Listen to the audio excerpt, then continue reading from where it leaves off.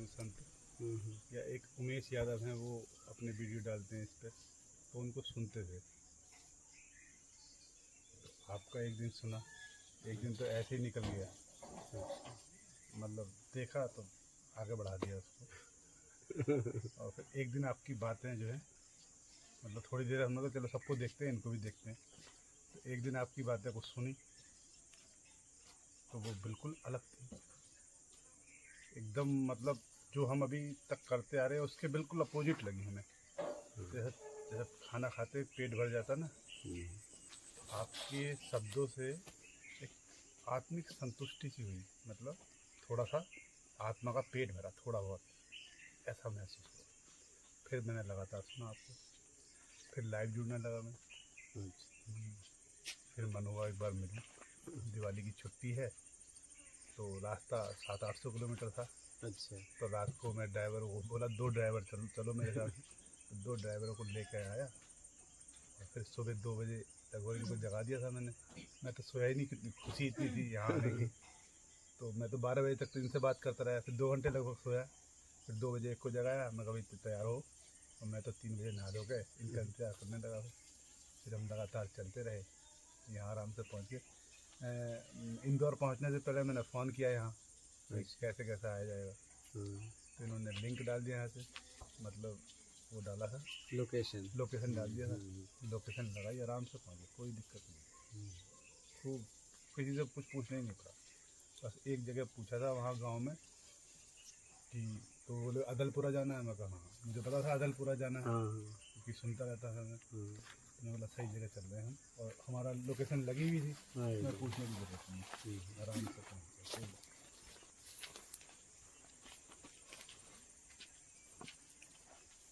समझ में आ रहा है। बहुत अच्छा लग रहा है महाराज जी। मैं लगभग 32-30 साल से एक सवाल है मन में, सत्य क्या है, मैं इस संसार में क्यों आया हूँ, क्या मुझे करना चाहिए और क्या मैं कर रहा हूँ, मतलब कहाँ जाना है मैंने इसके बाद, मतलब इस तरह के सवाल थे। तो मैं कहीं भी जैसे तीर्थ स्थान पे जाता था, कोई भी संत जैसे मिलते हैं अपने साधु भेष में, तो साधु का भेष देख के हमें लगता है कि ये भगवान से मिले होंगे, ये परमात्मा। तो उनसे मैं पूछता भाई कि आप परमात्मा से मिले हो कोई, ये मतलब आपको अभी ऐसा ये हुआ है, परमात्मा कहाँ है, कैसे मिलेगा, सत्य क्या है, तो कोई बता नहीं पाता। फिर मैंने 4 या 5 गुरु बनाए, नाम लिए, जिसमें जय गुरुदेव का भी नाम लिया मैंने, संत रामपाल जी का भी नाम लिया, और एक पार्वणेश्वर महाराज थे उनका भी नाम लिया, और एक उड़ीसा में महाराज थे उनसे लिया, एक उत्तराखंड में थे। पर बड़े बड़े महाराज लोग हैं, उनसे तुम मिल ही नहीं सकते।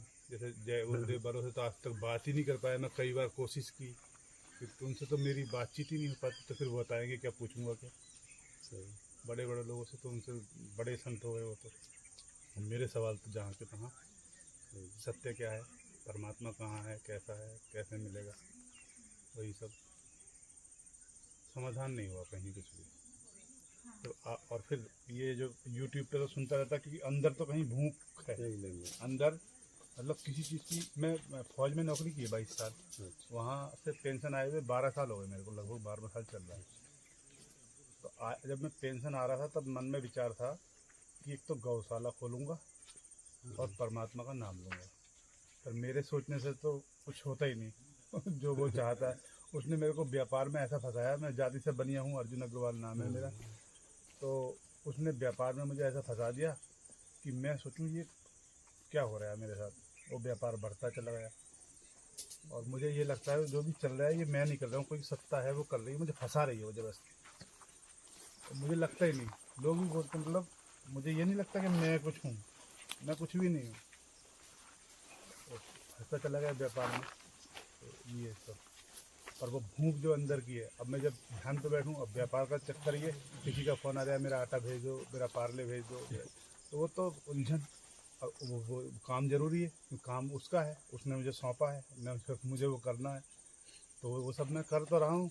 पर एक जो आत्मिक संतुष्टि की वो, तो मुझे जब से 15-20 दिन से आपको सुन रहा हूँ, तब मेरे को लगा ये तो अब इच्छा तो है परमानेंट रहूं, पर वहाँ फैलावा इतना ज़्यादा फैला है मेरा, तो वो जंजाल पूरा वो मिटे कैसे। और एक बेटा है मेरा, पत्नी है, पत्नी वो मतलब थोड़ा सा दुख तो मानती है। मैं बोला भी परमानेंट में आऊँगा ही नहीं अभी, तो बोला ऐसा मत करो, घूम ही आओ एक बार, और उसके बाद फिर बाद में विचार करना क्या करना है। मेरा मन तो यह है कि परमानेंट ही यहीं रहूं। रहो ना, आप ही लोगों के लिए तो ये बनाया पर गया। ये जंजाल के पीछे है ये बहुत सारा ये फैलावा, ये क्या समझेगा।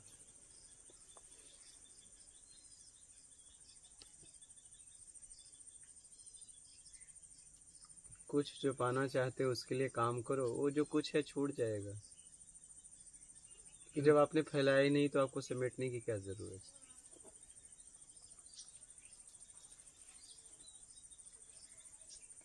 थोड़ी सी उलझन है इसमें, क्योंकि अपनी अकेली कैसे संभालेगी उसको। संभाल तो लेगी, टैलेंटेड तो है।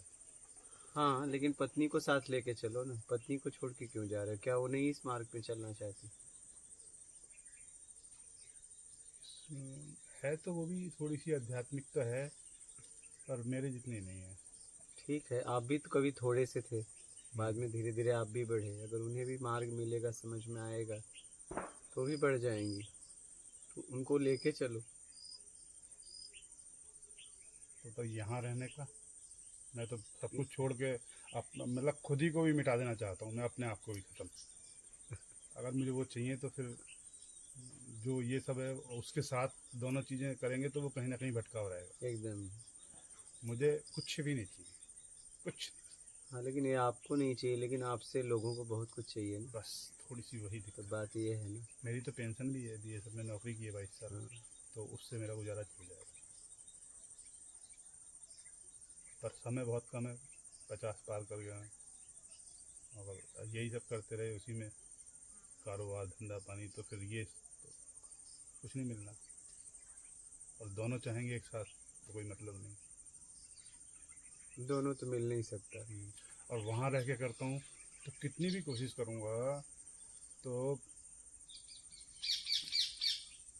मतलब ध्यान पे बैठूँगा तो फ़ोन आएगा, उसका माल भेजना है, मतलब वो उससे जुड़ा हूँ तो वो लोग तो मांगेंगे सामान। वो भी अपनी जगह सही है। समस्या बहुत ये है। पूरा छोड़ दूँ तो ये एक बेटा है, उसकी शादी होने को 22-23 साल का है, या तो उससे निपटूँ तो 2-3 साल मेरे ख़राब होते हैं। समस्या 2-3 साल खराब नहीं होते, आप जिम्मेदारी से मुक्त होते हैं, खराब नहीं होंगे। मतलब तो ठीक है। ऐसा ना हो कि 2-3 साल न रहें तो बाद में छोड़ के, और शादी तो होनी ही है, आप नहीं रहोगे तो भी, रहोगे तो भी, लेकिन ऐसा ना हो जीवन भर का पछतावा हो। बात यही सब समझ। उलझन है मेरे दिमाग तो वही तो दायित्व कर्तव्य को निभाते हुए आगे बढ़ो। कुछ पाने के लिए कुछ मत छोड़ो, कुछ पाने के लिए काम करो। ये कुछ छूट जाएगा, छूट जाए ठीक है, छोड़ो मत, छोड़ के मत जाओ। ऐसा जियो कि छूट जाए। कहाँ जाओगे छोड़ के? छूट तो गया, क्योंकि अभी आपसे छूट गया ना। सब कुछ होते हुए भी मेरे को लगता ही नहीं कुछ है। ये आपके तरफ से है, उनके तरफ से नहीं है। बस वो निर्वहन करना है उन कर्तव्यों का वहाँ रहते हुए। पर उतना समय नहीं मिल रहा है ध्यान के लिए कि जैसा जो आत्मा चाहती, जितनी देर चाहती है उतना वो समय नहीं मिल रहा, प्योर समय मिलना चाहिए। आप तो कर्म को करते हुए पूरा पूरा समय साधना कर सकते हो, क्योंकि अध्यात्म मानसिक है, शारीरिक नहीं। जब हमें कुछ नहीं चाहिए तो कुछ करना क्यों? बदलाव तो बहुत हुआ। पहले तो जैसे मैं माला करता था, ये करता था, पर जब से ये प्रत्यक्ष पे आया हूँ तब से तो वो बड़ी चीज़ें उलझ गई हैं एकदम से, कि माला करूँ कि ध्यान करूँ कि अपने आप को देखूँ अंदर से, मतलब मैं क्या कर रहा हूँ। मतलब अभी जो समझ रहा हूँ धीरे धीरे, तो करना कुछ भी नहीं है इसमें, सिर्फ अपने आप को देखना है। तो मैं तो इतना पापी अभी लगता है, बहुत पाप किए हैं, बहुत गलतियाँ कर चुका कि किसी ने बताया नहीं। ये छोटी छोटी गलतियाँ भी, मैं बेईमानी तो नहीं करता हूँ, किसी का ज़्यादा पैसा आता है तो वापस कर देता हूँ, पर इसके अलावा भी बहुत सारी बेईमानी होती हैं। ये पैसे की बेईमानी नहीं होती, बहुत सारी बेईमानी बहुत ऐसी सारी होती है बेईमानी है जो जाने अनजाने में हो रही होंगी, हुई हैं। सुख के चक्कर में हो रही है। हाँ, हुई बस। होंगी जरूर, और हुई भी हैं। एक बेईमानी तो मेरे से बहुत ज़बरदस्त हुई, तो कोशिश कर रहा हूँ जो भी छोटी मोटी गलतियाँ हैं वो दूर हो जाएं और ये रास्ते पर आगे बढ़ें। धीरे धीरे धीरे धीरे अपने आप को छुड़ा लो और आपको देखिए आपको क्या चाहिए और क्या करके मिलेगा। क्या सच में माला जपने से मेरी उपलब्धि हो जाएगी? क्या सच में ईमानदारी से पकड़ने से मेरी उपलब्धि हो जाएगी? उपलब्धि होगी कैसे? उस पे काम करो। पहले मार्ग पक्का होना चाहिए। अंधविश्वास में कभी मार्ग नहीं पकड़ना चाहिए, क्योंकि भाव विद्युति देवा, भाव में ईश्वर का वास है। यहाँ लोग राम राम करके नहीं पहुँच रहे हैं, वाल्मीकि जी मरा मरा कह के पहुँच गए। तो क्या शब्दों में पावर है कि आपके भाव में पावर है? किस भाव से कौन से शब्द को पकड़ते हो? आपके शब्दों के ज्ञान से अपने भाव को शुद्ध करके, ये मेरे को जो अभी लगता है कि जो आपके शब्द हैं उनको पकड़ के और उनको अपने अंदर उतारता चला जाऊं, मतलब अंदर से ऐसा हो। एकदम। और फिर जितनी चीज़ें वो पीछे हो गई तो वो तो पे ध्यान देंगे तो वो तो बहुत उसी में उलझ जाएंगे, आगे कुछ गलत ना हो, बस पीछे का साफ होता चला जाएगा। एकदम। और अपने आप को देखूं क्या गलती कर रहा हूं, सुबह से ही स्टार्ट, कोई भी एक एक काम जो है कहीं कुछ गलत ना हो, कर्म भी गलत ना हो, शब्दों से भी गलत ना हो। 5 इंद्रियों से हम कुछ करते हैं, 5 इंद्रियों से गलत ना हो। 5 इंद्रियों द्वारा कोई प्रतिक्रिया ना हो गलती का। बस उसमें खुद पे ही ध्यान रखता हूँ पूरे दिन।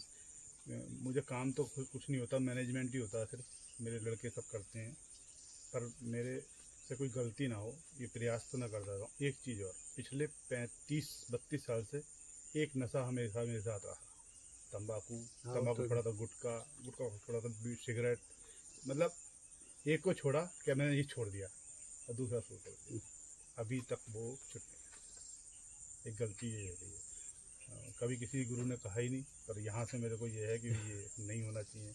पर ये पिछले 32 साल से 22 साल फौज में और 10 साल यहाँ आने के बाद, फौज में जाने से पहले एक चीज़ हमेशा चलती रही। देखिए, अपने स्वयं को अगर उपलब्ध होना चाहते हो तो ज़रूरत में जियो। किसमें? ज़रूरत में। अगर ज़रूरत नहीं है तो आप उस वस्तु का या कोई कुछ भी जीवन में उपयोग मत करो। अगर ज़रूरत है तो ज़रूरत तो उसकी बिल्कुल भी नहीं है। हाँ, तो फिर क्यों कर रहे हो? लत है जो छूटने का ये है। जब ये लत नहीं छूट रही है तो इसके पीछे बहुत कुछ है, वो कैसे छोड़ोगे? फिर अपने आप को कैसे छोड़ोगे जब अपने आप को छोड़ने की बारी आएगी? अभी तो आप बाहर फंसे हो। आप बोले सब मैं छोड़ दिया, लेकिन कहीं न कहीं तम्बाकू भी तो एक रूप में है, उस रूप में फंसे हो। चाहे जीव में फंसे रहो, चाहे वस्तु में फंसे रहो, फंसे तो हो। छूट जाएगा जो मुझे चाहिए, जब उस मतलब जिस चीज़ के लिए मैं जा रहा हूँ तो उसके सामने ये कुछ भी नहीं है, छूट जाएगा। जिस दिन पक्का हो जाएगा कि नहीं बस इसके अलावा कुछ भी नहीं, तो सब छूट जाएगा। अभी ये पक्का नहीं कर पा रहे हो फिर।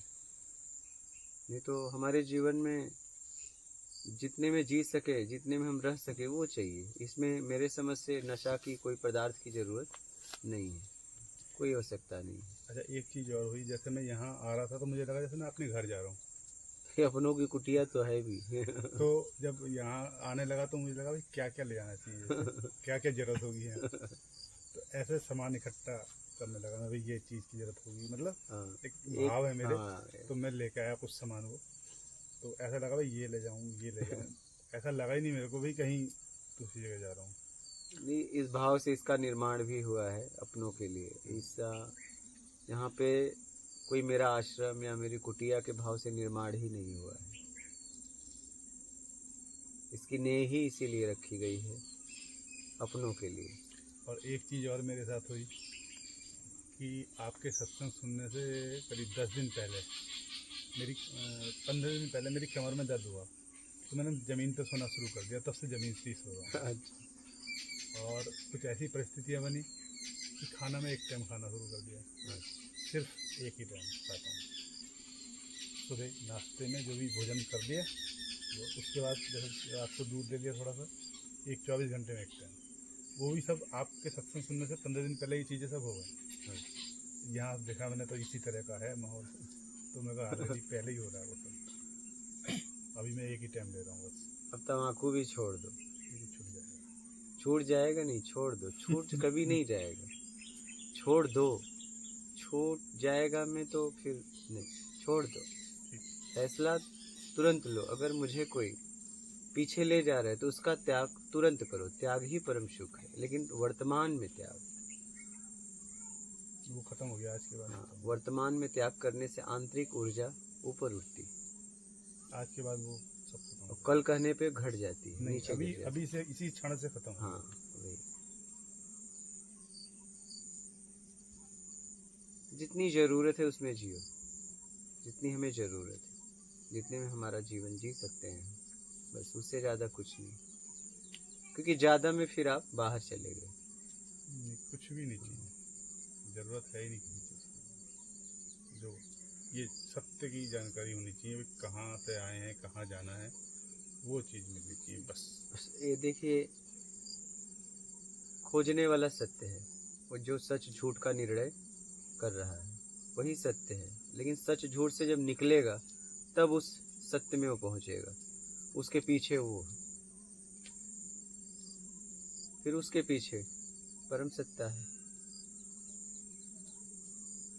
तो उसका पता अपने अंदर ही है। लेकिन अंदर तब जाओगे जब बाहर के रूप से मुक्त हो पाओगे। यहाँ दो रूप में फंसे हैं, एक स्वयं के रूप में, पिंड ब्रह्मांड। यथा पिंडे तथा ब्रह्मांडे, तथा ब्रह्मांडे यथा पिंडे। जो पिंड में वही ब्रह्मांड में, ब्रह्मांड में वही पिंड में। इस पिंड के पहले तो जरूरत हुई, बाद में हम सुख ढूंढ लिए। अपने तरीके से चाहिए, सुख दुख मिलने लगा मुझे, और उसमें हम बाहर के अनेक रूप में, अनेक पिंड में फंस गए, अनेक वस्तुओं में फंस गए। ऐसा नहीं, सिर्फ मात्र रिश्तों में नहीं फंसे हैं, वस्तुओं में भी हम पूरी तरह जकड़ गए हैं। वहां से अपने आप को छुड़ाएंगे तो स्व रूप में आएंगे। स्व रूप में आएंगे, इस पिंड में आएंगे तो स्व का बोध होगा, स्व का ज्ञान होगा। और इस रूप से जब पूरी तरह मुक्त हो जाएंगे तब आपको पता चल जाएगा कि जाना कहाँ है।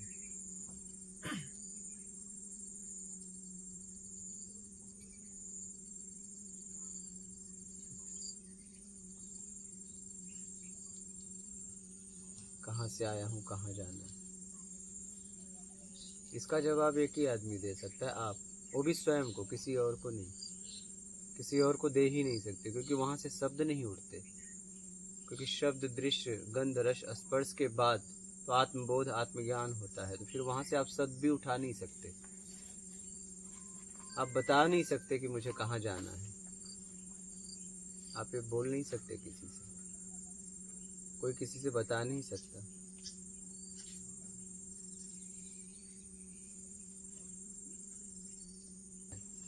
तो इसके लिए हमें काम करना पड़ेगा, और कैसे भी अपने आप को छुड़ाओ। ऐसा लगता है मैंने सब छोड़ दिया, ऐसा लगता है, लेकिन मैं वही कह रहा हूँ, कहीं न कहीं हम अटक गए, कहीं न कहीं अटक गए।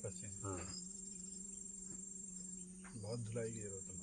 हाँ, बहुत धुलाई धो पाएंगे अपने आप को? नहीं, क्यों नहीं धो पाएंगे, आराम से बस। क्योंकि आप पूर्ण हो ना, बस अपूर्ण में फंसना ही अपूर्णता है।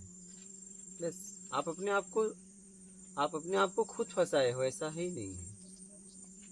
हम पूरी तरह अपने आप को फंसा के रखे हैं, पूरी तरह समझ के फंसाए हैं। ऐसे थोड़ी न फंसाए हैं, ऐसे थोड़ी न फंस गए हैं।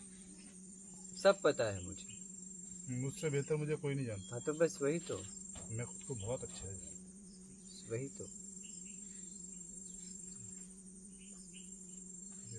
बहुत मेहनत की।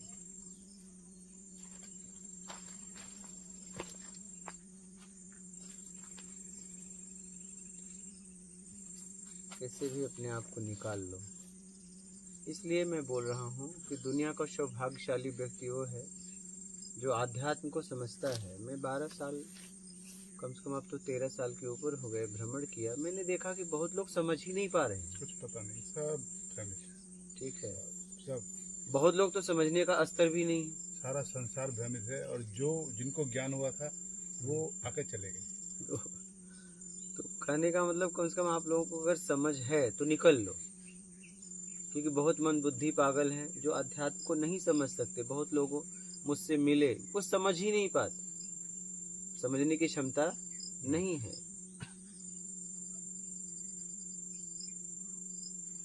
उनका प्रारब्ध नहीं है।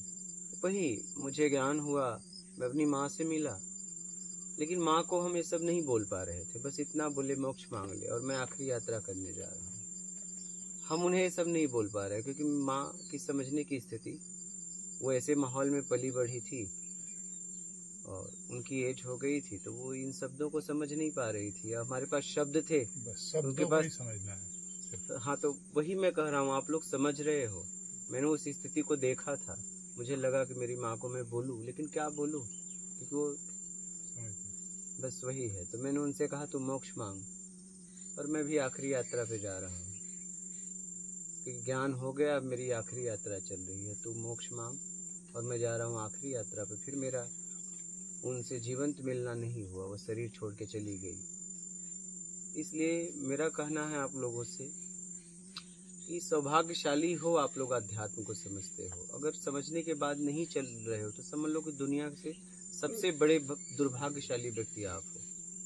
बहुत लोग मैंने देखा अपने जीवन में, अध्यात्म ऐसा नहीं को समझना नहीं चाहते हैं, उनके पास वो स्तर ही नहीं, वो स्तर ही नहीं है।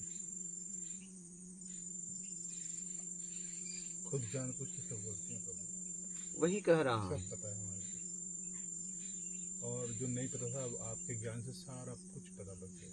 करना क्या है, खुद को ही सब कुछ करना है। कितनी जल्दी कर लो, कितनी देर में। हाँ, बस वो आपके ऊपर है।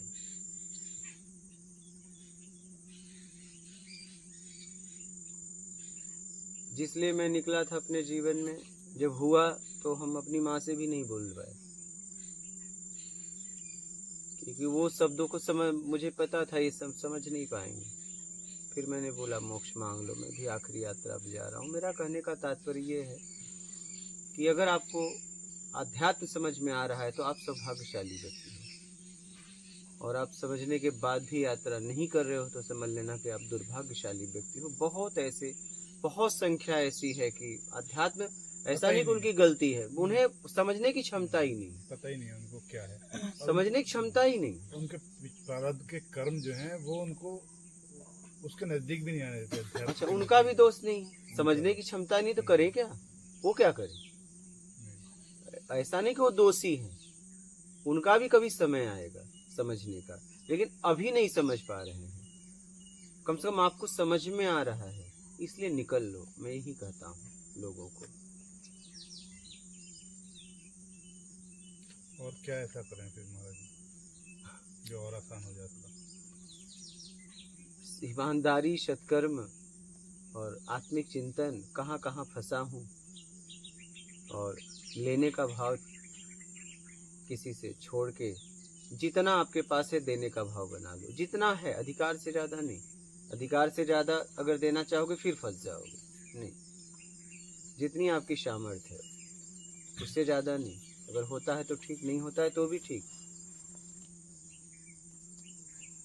बहुत देश काल स्थिति परिस्थिति में आपको निर्णय लेना पड़ेगा। देश काल स्थिति परिस्थिति में आपको निर्णय लेना पड़ेगा। गाड़ी चलाते वक्त ये तो ध्यान रखना है कहीं मैं ना ठोकूं, लेकिन ध्यान ये रखना है सबसे ज्यादा कि मुझे कोई आके ना ठोके। बात समझ रहे? मैं तो कहीं नहीं ठोकूंगा, ठीक है, मैं सचेत हो गया, लेकिन बहुत लोग ऐसे सचेत नहीं है, वो आके ठोकेंगे। क्या बचना उनसे है। तो जीवन जीते हुए इतना ध्यान रखना है, मैं तो नहीं किसी से उलझूंगा, लेकिन लोग उलझने आएंगे, मुझे अपने आप को संभाल के रखना है। अपनी मूल में अपने आप को रखना है। हम क्या है, आपा खो बैठते हैं क्या, तुरंत वो आए उनकी ऊर्जा में मैं चला जाता हूँ। बहुत प्रयास करेंगे फिर भी, क्योंकि हम बहुत गलतियां करते रहे हैं, तो अगले जीवन में फिर गलती के चांसेस भी रहेंगे। तो वही तो, अब तो जिस स्थिति में मौका आएगा उस समय फिर गिरेंगे हम एकदम। क्यों? तब से इतनी गलतियां, वो गलत काम करते आ रहे हैं, फिर मौका आएगा तो उस समय संभाल पाए अपने आप को, नहीं तो फिर गिरेंगे। इसी समय संभाल लो, इसी समय निकाल लो, आगे की यात्रा हो। कि जिस स्थिति में शरीर छूटेगा उसी स्थिति में आगे की यात्रा होगी। जैसे आप जहाँ पे आप दिन भर चले, रात को विश्राम किया, सुबह उठोगे तो वहीं से यात्रा शुरुआत होगी। ये शरीर छूटेगा, अगला शरीर वहीं से मिलने वाला है जिस स्थिति में आपने छोड़ा है। जब आप सुबह उठोगे तो आपकी यात्रा वहीं से होगी।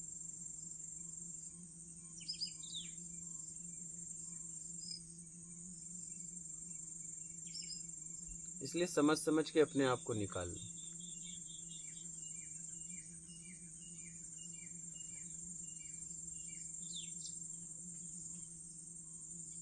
और ये आवेश जज्बात का मार्ग नहीं है, ये समझ का मार्ग है। बहुत समझदारी से चलना पड़ेगा।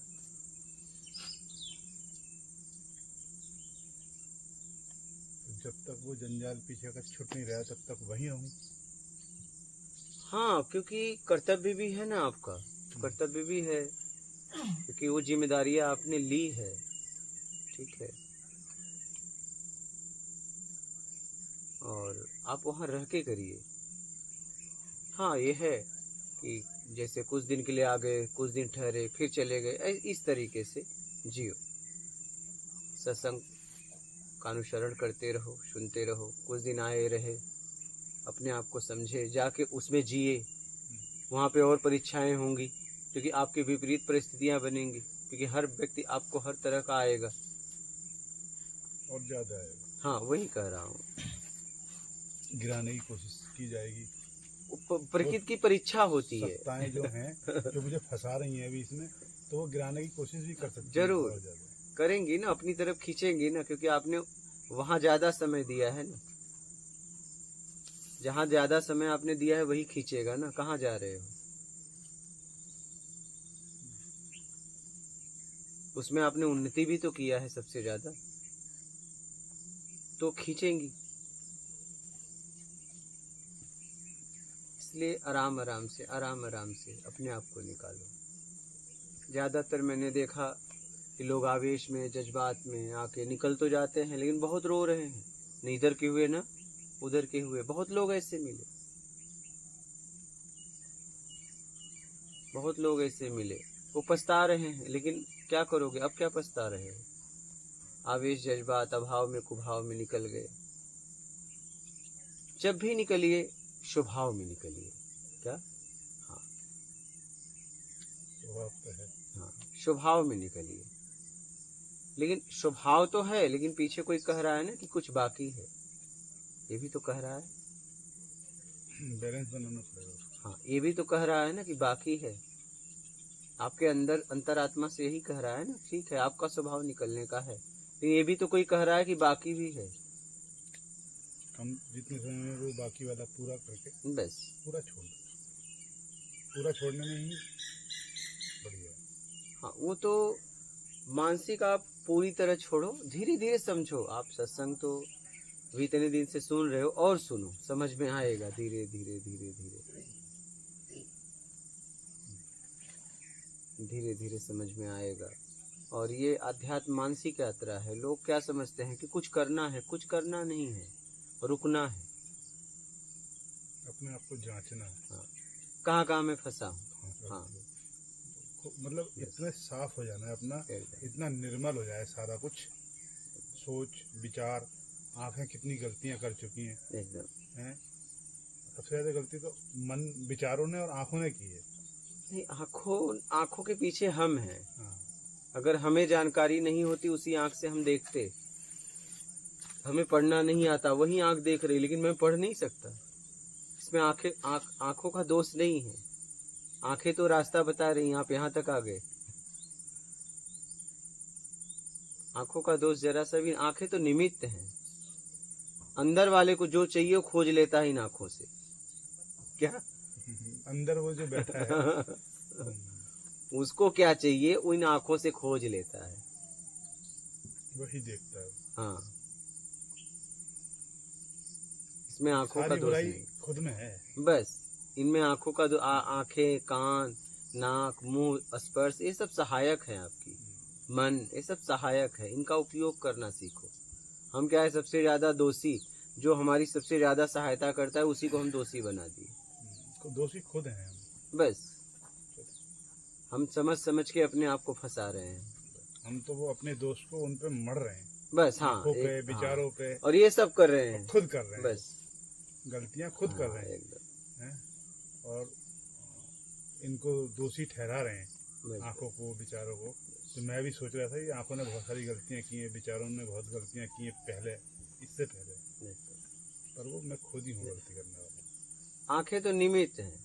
आंखें तो आपको यहाँ भी पहुंचाई, आंखें तो आपको मंदिर में ले जाती हैं, आंखें तो शास्त्र भी पढ़वाती हैं। आंखों का दोष नहीं है।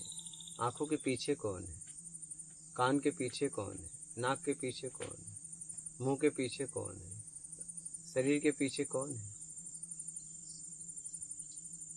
ओह तुम। अब तुमने अपना स्वरूप बदल दिया है, बात अलग है। मूल स्वरूप में आओ, रूप को छोड़ो, स्व में आओ। अपने जगत को छोड़ो, इस जगत में पहले आओ। अभी तो आप इस जगत में भी नहीं हो, आप तो अपने जगत में हो। यहाँ सब अपने अपने जगत में परेशान हैं, सब ने एक एक दुनिया का निर्माण किया है। उस दुनिया में अशांति है, सुख है, दुख है, शांति है, शांति है। इसमें कुछ भी नहीं, इसकी दुनिया में सिर्फ तुम हो।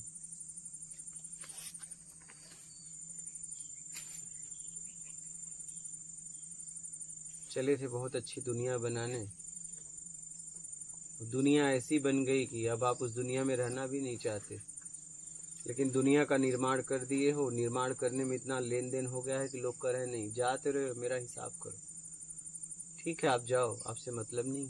इसलिए तो मुर्दे के पीछे राम नाम सत्य बोलते हैं कि अब तुम कुछ हो गया, अब तुम देने लायक नहीं रहे, राम का नाम सत्य है, बता दिया जा रहा है। लेकिन ये हमारे साथ धोखा हो रहा है। काश हमें पैदा होते ही कान में बोलते, हमें बचपन में बोलते कि बेटा माया में मत पड़ना, राम के नाम में पड़ जाना, वो परम सत्ता के चक्कर में पड़ जाना।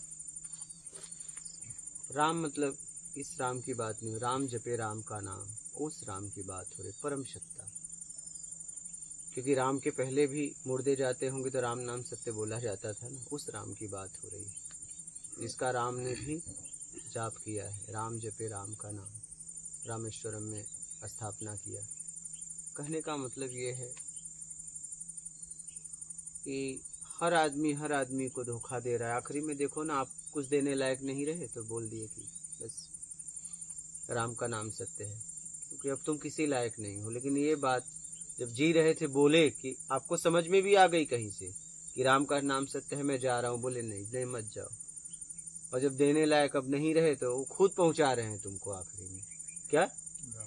हाँ, आखिरी में तुमको सब ले जाके छोड़ के वो चले आ रहे हैं। वो भी आपको ऐसे ही नहीं छोड़ रहे हैं, आपको खत्म कर दे रहे हैं पूरी तरह, आपका रूप ही मिटा दे रहे हैं। और ये चीज उस समय शुरू के 2 साल 3 साल 5 साल समझाई जाती। शुरू में मैं तो कह रहा हूँ पैदा होने पे ही कान में बोलना चाहिए था कि राम नाम सत्य है। तो ये भटकाव जो पूरे संसार का सब लोगों का हो रहा है, इतना भटकाव नहीं होता। कैसे होता? ज्ञान होता। पहले बोल दिए माया सत्य है, पहले बोले अच्छे से पढ़ो, फिर अच्छे से पढ़ने के बाद क्या करेंगे? पढ़ के पैसा कमाओ। क्या पैसा किस तरीके से कमाओ ये मतलब नहीं, बस पैसा कमाओ। क्या? हाँ, तो आज ज्यादातर देखिए व्यवस्थाएं खूब बढ़ रही हैं, लेकिन हर आदमी का जीवन अशांत हो गया है, क्योंकि व्यवस्थाएं खूब हैं और व्यवस्थाएं इतना जुटा लिए हैं कि व्यवस्था करने का, उपयोग करने का भी समय उनके पास नहीं है। व्यवस्था ही व्यवस्था, उस व्यवस्था में जीने का समय नहीं है। व्यवस्था को संभालने में समय दे रहे हैं, बाद में वो व्यवस्था ही खराब लगने लगती है। तो लगेगी ना, क्योंकि जी नहीं पाए ना। आप उसमें जी नहीं पाए, और जब कोई दूसरा उपयोग करता है तो आपको बर्दाश्त नहीं होता क्या?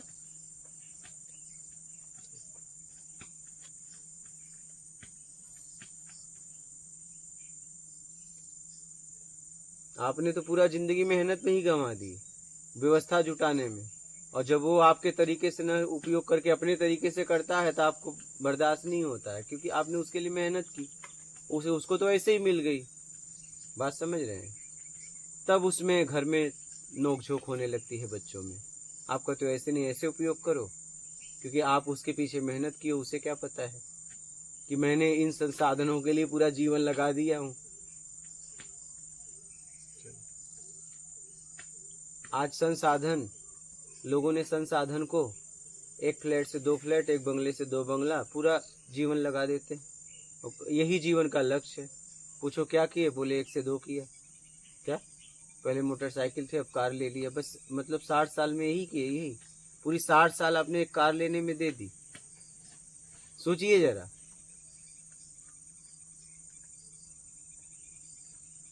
और जिस कार को, जिस घर को आपने लिया है, वही आपका बालक या नाती आपका तोड़ देगा पक्का। जैसे आपने अपने दादा का तोड़ दिया या अपने पिताजी का तोड़ दिया, वैसे वो भी तोड़ेगा। बताइए, जिसके लिए आपने अपना 60-70 साल बर्बाद कर दिया, वो आगे टूटने वाला है। अब सोचिए जरा, वो अलग तरीके से उसका निर्माण होगा। आपने जो किया है वो ठीक नहीं है, और उसके लिए हम पूरा जीवन लगा देते हैं।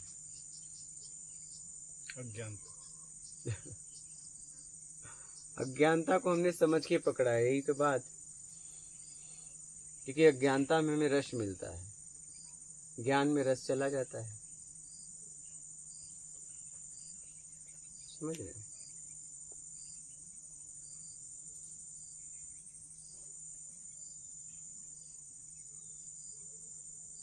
इसलिए कैसे भी अपने आप को निकाल लो,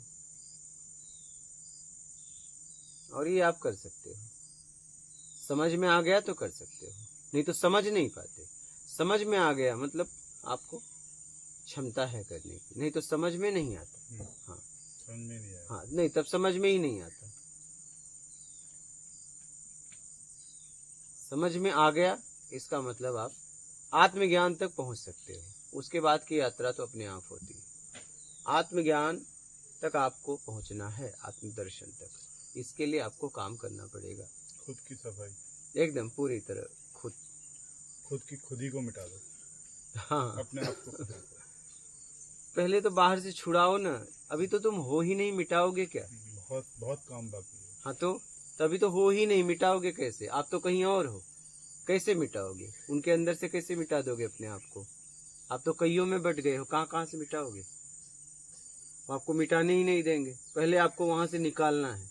जब आप रहोगे तब न मिटाओगे। अभी तो आपकी स्थिति ऐसी, आप हो ही नहीं। आप तो कहीं यहाँ हो, कभी वहाँ, अनेकों में बांटा है, कहाँ जाके मिटाओगे?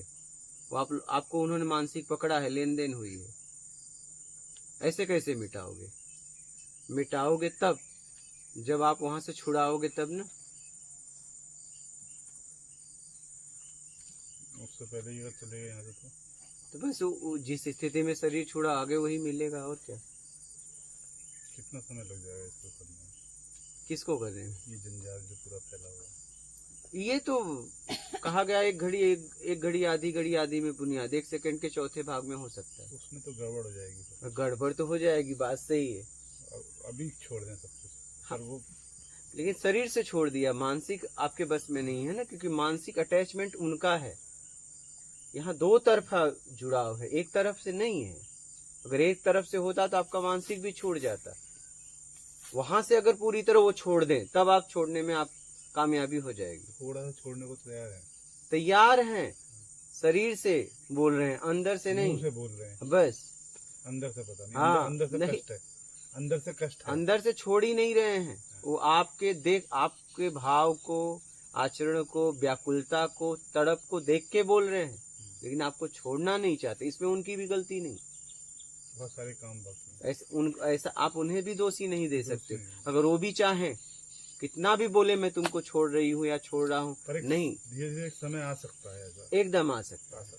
कुछ समय बाद वो समय आ जाएगा, वो स्वतः ही और मैं भी पूरा अपने आप को ये कर चुका हूँ। और वो बस आप रस लेना छोड़ दो। आप बस जरूरत में जीना चालू कर दो बस, और अपने तरीके से चाहिए उसका त्याग कुछ करो। भी नहीं हाँ, तो धीरे धीरे धीरे छूट जाएगा। फिर वो छोड़ देंगे जब आप में रस नहीं मिलेगा, फिर वो चाह के भी नहीं पकड़ सकते।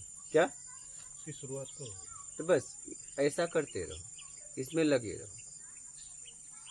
ठीक,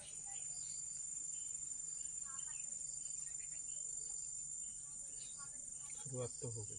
हाँ, तो बस इसमें लगे रहो।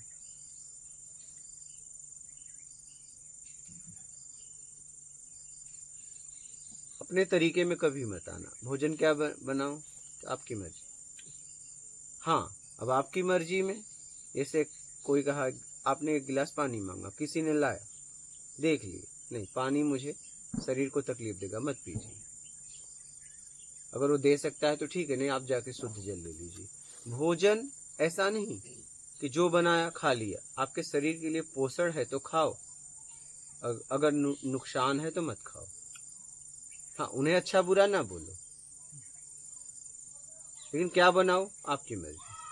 कभी ये बनाने के लिए मत बोलो कि नहीं ये बनाओ, उसमें फंस जाओगे। क्योंकि वो बनाएंगे तो उसमें प्रेम होगा, आप बनाओगे तो आदेश होगा। तो आदेश देने और लेने से मुक्त हो जाओ। प्रभाव न देना है न लेना है। बस छोटी छोटी बातों का ध्यान रखना। तो रखना पड़ेगा ना। रख पाएंगे? क्यों नहीं रख पाएंगे? बहुत आसान है, एकदम रख सकते हैं, आराम से रख सकते हैं। लेन देन में ठीक शब्द का प्रयोग करो। भोजन कर रहे हो, कैसा बना है? ठीक है नहीं? ठीक। हाँ, न बहुत ठीक भी नहीं, ठीक। अनुमान लगाना छोड़ दो। कोई भी काम कर रहे हो, जैसे आप सामान ही देते हो, सामने वाला बोला कितने समय में पहुंचेगा, यहाँ से निकल गया है, पहुंच जाएगा। ये मैं नहीं बता सकता क्योंकि मैं उस जगह पे नहीं हूँ।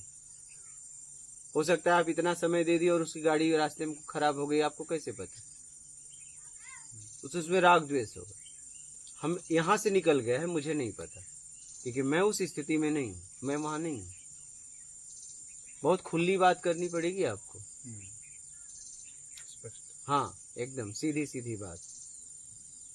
परिणाम आने के पहले परिणाम के बारे में ना कुछ बोलना, ये ध्यान रखना। पता ही नहीं कुछ भी, पहले से अंदाजा नहीं लगाना। तो लेकिन वही तो कर रहे हैं, कह देना है कि ये हो जाएगा। पता ही नहीं है कुछ, तो कर तो वही रहे हैं ना। क्योंकि परिणाम आने के पहले जब हम बोल देते हैं और आ जाता है तो मुझे लगता है मैं भी कुछ हूँ। वही तो गलती है, कुछ भी नहीं होने पे कुछ होने की, ये तो बहुत बड़ी गलती है। वही तो है, वही तो हम कर रहे हैं, उसी में तो फंस गए ना। वही उसी में तो फंस गए ना। देखा हमने जो कहा था वही हुआ, लेकिन तुम्हें पता तुम्हें भी नहीं था। अच्छा, नहीं हुआ तो लोग तुम्हें ढूंढते हैं, तुम भागते हो, और हो गया तो तुम लोगों को ढूंढते हो। उसकी जरूरत ही नहीं है। मतलब अपने आप को सिद्ध, जब ऐसी परिस्थिति आ जाएगी तो कुछ कहने की जरूरत ही नहीं होगी। और परिस्थिति वैसी आई नहीं और अपने आप को तुम वो दिखाने की कोशिश करो तो वो तो खुद के साथ धोखा करो। बस वही तो। अनुमान लगाना छोड़ दो, ठीक शब्द का प्रयोग करो। कुछ भी लेन देन करो, ठीक ठीक में तुम होते हो। न राग होता है, न द्वेष होता है, न अच्छा होता है, न बुरा होता है। क्योंकि अच्छे में राग, बुरे में द्वेष। ठीक में कुछ भी नहीं पैदा होता, किसी से टकराव नहीं होता। अच्छे में टकराव होता है, राग पैदा होगा। उसका होगा तो आपका होगा। आपने कहा नहीं बुरा है, तो उसका भी द्वेष पैदा होगा तो आपका भी पैदा होगा।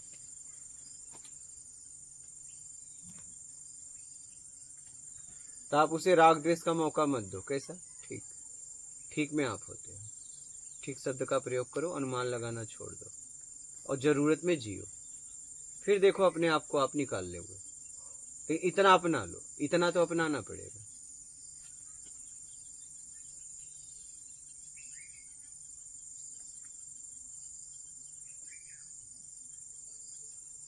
फिर लोग आपको भाव भी नहीं देंगे क्योंकि उन्हें रस नहीं मिल रहा है। ध्यान देना। लोगों को तो छोड़ ही दो, सबको। हाँ, सबको छोड़ दो। जितना एकांत और खुद में, सब कुछ चलता रहेगा, अपना भी चल जाएगा। बस अभी भी सोच लगता है हमारे को हम कर रहे हैं, बेवकूफ़ी हमारी, हम नहीं कर रहे कुछ भी। वो तो मुझे अभी भी लगता है कि मैं कुछ नहीं कर रहा हूँ, ये अपने आप चल रहा है सब। वो तो मैं अभी भी मानता हूँ, ये जो सब हो रहा है ये अपने आप सब चल रहा है, मेरा उसमें कोई ठीक है, कहीं न कहीं निमित्त तो आप हो। हाँ बस उचित अनुचित देख के होना चाहिए। हाँ निमित्त तो मैं हूँ। हाँ, ऐसा ना हो कि सब कुछ अपने आप हो रहा है, पता चला हमारे कर्म से किसी को तकलीफ हो रहा है और मैं कह रहा हूँ अपने आप हो रहा है। नहीं, आपको देखना ये है उचित या अनुचित। जब हम समाज में व्यवहार जगत में काम करें तो उचित अनुचित देख के करो, आपके तरफ से उचित होना चाहिए, बस ये ध्यान रखना। क्योंकि आप दो में काम हो रहा है और एक में न उचित है न अनुचित है, लेकिन दो में उचित अनुचित है। जैसे ही दो में गए, व्यवहारिक जगत में गए, तो वहां उचित देख के करो। देश काल स्थिति परिस्थिति देख के निर्णय लो।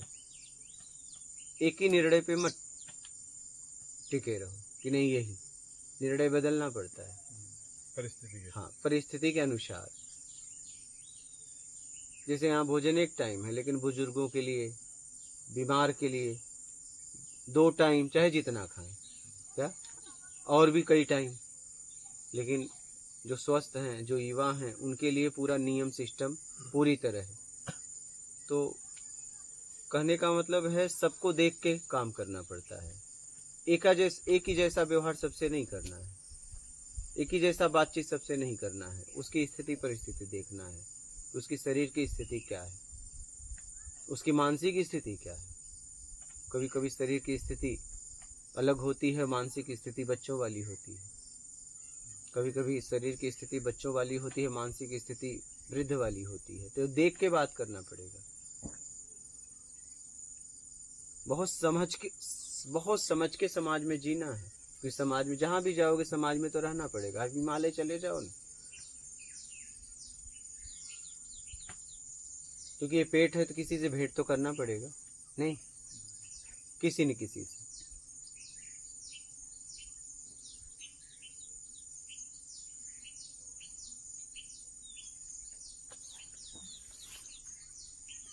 समझ गए? तो समझ के अपने आप को निकालो। और सुनाइए, आप लोगों का कोई प्रश्न? वो लोग भी आपके साथ हैं? अच्छा, और किसी का प्रश्न है तो बोलिए। आपका कोई प्रश्न है तो बोलिए। हो गया? जैसे जैसे आता रहेगा। हाँ ठीक। और आपका हो गया? समझ के निकालो। बहुत आसान है, बहुत आसान है, लेकिन निकालने वालों के लिए, बातें करने वालों के लिए नहीं। शुरू में मुश्किल लगेगा थोड़ा। हाँ, जब थोड़ा सा आगे बढ़ेंगे तो आसान होता चला जाएगा। एकदम बहुत आसान है, बहुत प्रत्यक्ष है, आसान है। क्योंकि अभी तक पता ही नहीं था, सही का नहीं पता था। हाँ, बस मतलब वो मार्ग पता थे जो प्रत्यक्ष नहीं जो थे। मतलब किताबों में है, या जो जैसे पहले से चला आ रहा है, लकीर के फकीर थे। पर अभी जो चीज है वो बिल्कुल अलग। मैं वही सब देख के इस मार्ग की खोज की। मैंने कहा कि मार्ग तो बहुत है, लेकिन वो मार्ग, एक तो उस मार्ग के लोग नहीं हैं, और उस मार्ग को लोगों ने बहुत घुमा फिरा के पेश कर दिया। क्योंकि किताबें लिखने वाले अब वो तो लिखे नहीं, और वो आते आते हम तक पता नहीं उसमें कितना बदलाव हो गया। शब्द इधर के उधर उन्होंने घुमा दिया। बात समझ रहे हैं? तो मैंने देखा ठीक है, वो महापुरुष हुए, क्या जरूरी नहीं कि उनकी बातें ही मेरे तक पहुंचाई जा रही हो। आदमी अपने स्वार्थ के लिए उस समय क्या कहा, हाँ, माता पिता को भी नहीं छोड़ रहा है। पता नहीं उन्होंने क्या कहा और लोगों ने क्या लिखा, और फिर हमारे तक क्या पहुंचाया जा रहा है। हम उनसे मिले तो हैं नहीं। अब उन्होंने जीवन भर सत्संग किया और लोग उनके नाम से विधियां करवा रहे हैं, लोगों को यहाँ फंसा दे रहे हैं। तो मैंने कहा कि प्रत्यक्ष मार्ग लाओ, मार्ग ही प्रत्यक्ष हो। क्या श्रद्धा की, विश्वास की बात खत्म करो, क्योंकि विश्वास करते करते लोग थक गए हैं।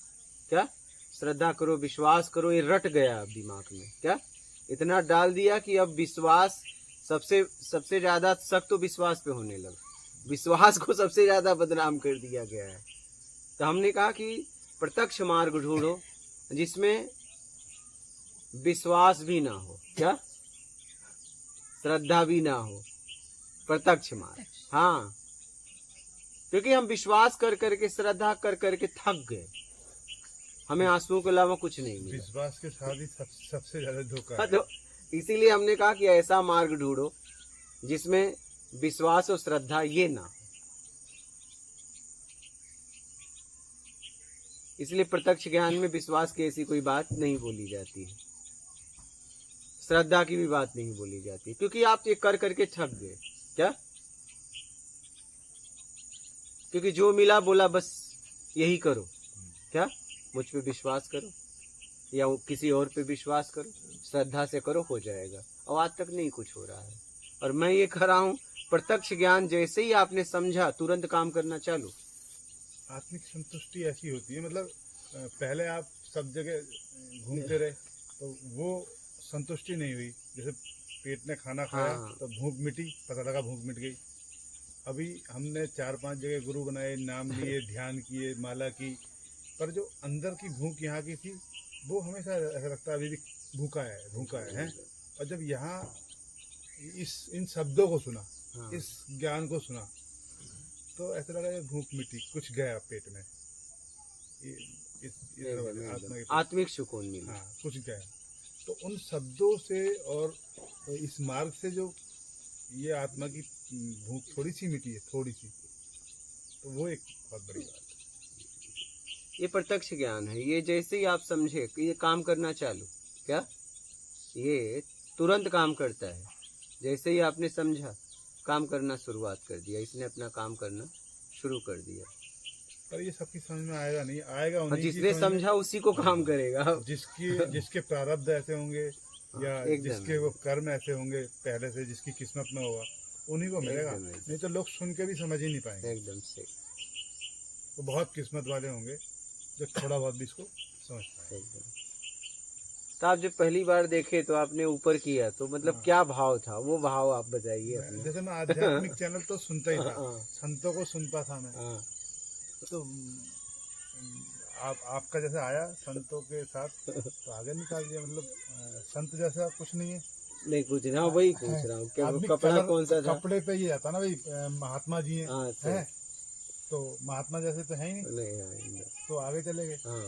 फिर बार बार आते रहे। जैसे बोला चलो एक बार सुनते हैं। जब सुना तो एकदम मैं रोया। अच्छा। हाँ, बाथरूम में और मुझे लगा कि मैं तो बहुत देर हो गई मेरे को, बहुत जोर से रोया। और ऐसे रोया कि कोई सुन ना ले घर वाला। अच्छा। बहुत मतलब शब्दों में बता सकता, इतना जोर से अपने रोने को रोक के रोया। मतलब बाहर कमरे में कोई है तो वो सुन ना ले। तो मुझे लगा मैं बहुत लेट हो गया, मतलब बहुत देर हो जाएगी, तो उम्र निकल रही है, तो समय ही निकल गया सारा, हम तो माला ही जपते रह रहे। ऐसी परिस्थिति है। और उसके बाद तो फिर धीरे धीरे थोड़ा ये मिला। अब तो फिर मैं दर्शन कर रहा हूँ अभी। और अब इस मार्ग पर आगे जो होना है आपके सामने। एकदम आप रहिए, अपने आप को समझिए।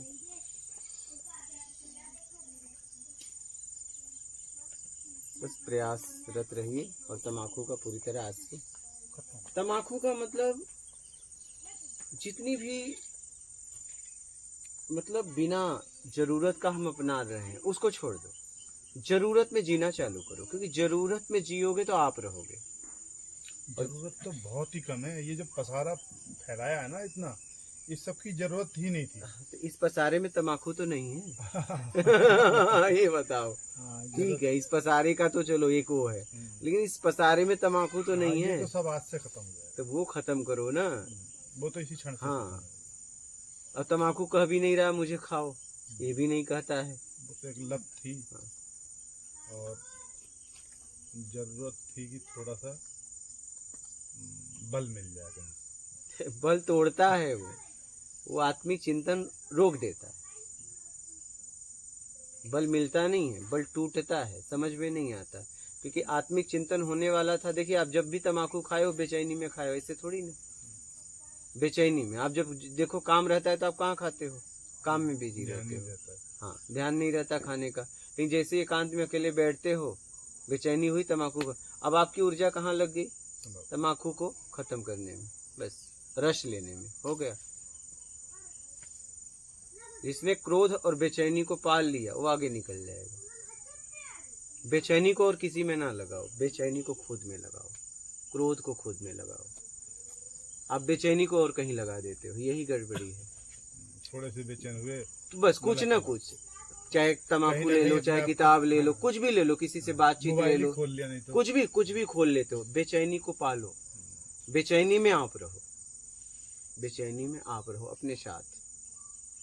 उस बेचैनी में अपने आप को देखो कि बेचैन कौन है और क्यों बेचैन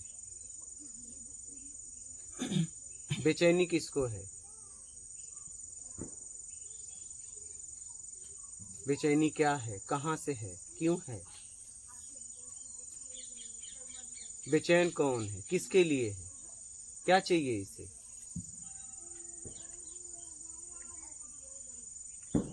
और ज्यादातर हम बेचैनी में भाग जाते हैं बाहर।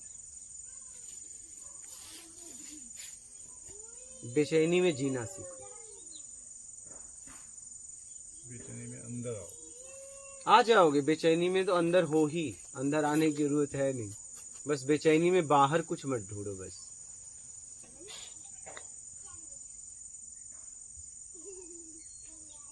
समझ रहे हैं।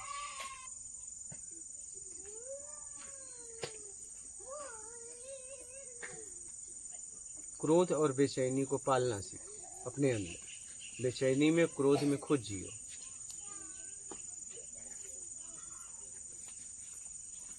तब आपको अपनी स्थिति का, वर्तमान स्थिति का पता चलेगा।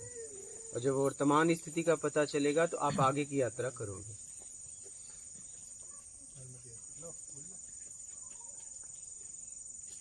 समझ रहे हैं? ठीक है। गुरु जी, जो आत्मज्ञान की तरफ चलते हुए जो चीज़ों का बोध होना शुरू होता है, और उसको जब आप आत्मचिंतन में लेके आते हो, और तब जो बेचैनी होती है, तो उस बेचैनी को ही सत्य, असली बेचैनी मानना चाहिए। नहीं, बेचैनी क्यों है उसे देखो, क्योंकि बेचैनी के पीछे कुछ है, ऐसी ही बेचैनी नहीं हुई। हाँ, वही जो दिख रहा है सामने, और हाँ। जिसको देख के वो जाता हुआ दिख रहा है, और वो जो बेचैनी हो रही है, जिसको जाता हुआ देख के, या जिसके सामने आप, जो आपके सामने बहुत बड़ा नज़र आ रहा है, आप सोच रहे हो ये कैसे मिटेगा। तो उस चीज़ की बेचैनी जब आप फील करते हो अंदर आत्मचिंतन के टाइम पे, जो कि आपका आत्मचिंतन तोड़ देता है, तो वही असली बेचैनी है। या एक नहीं, बेचैनी बाहर, असली एक बेचैनी तो बाहर की हो गई कि मेरे को कल, मतलब मैं पैसे की बेचैनी हो गई, एक बेचैनी हो गई ज़रूरत की, मतलब शरीर की ज़रूरत के लिए बेचैनी। एक तो वो बेचैनी है, एक बेचैनी अंदर की बेचैनी, जिसमें आप अपने आप को उस रास्ते पे लेके जा रहे हो आगे की तरफ। अब देखो बेचैनी कहाँ की है, वो आपको देखना है। आप जब कह रहे हो कि वो क्रोध को पालो और बेचैनी को पालो, वो तो बाहर के लिए कह रहे हो आप, हाँ, है ना। एक बेचैनी होती है अंदर की बेचैनी, वो जो आपको आगे बढ़ने के टाइम पे आपके सामने खड़ी हो जाती है। तो गुरु जी, उससे कैसे आगे, उससे कैसे थोड़ा। वो अंदर की बेचैनी नहीं है, वो बाहर की ही बेचैनी है।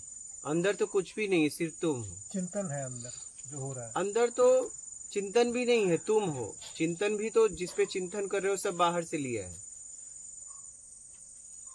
किस पे चिंतन करोगे, सब बाहर से तो लिया है। चाहे कुछ भी है वो बाहर से ही है, अंदर तो कुछ भी नहीं है। अंदर से सिर्फ तुम हो।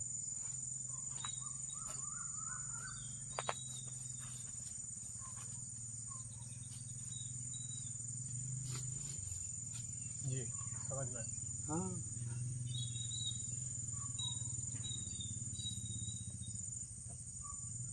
समझ गया।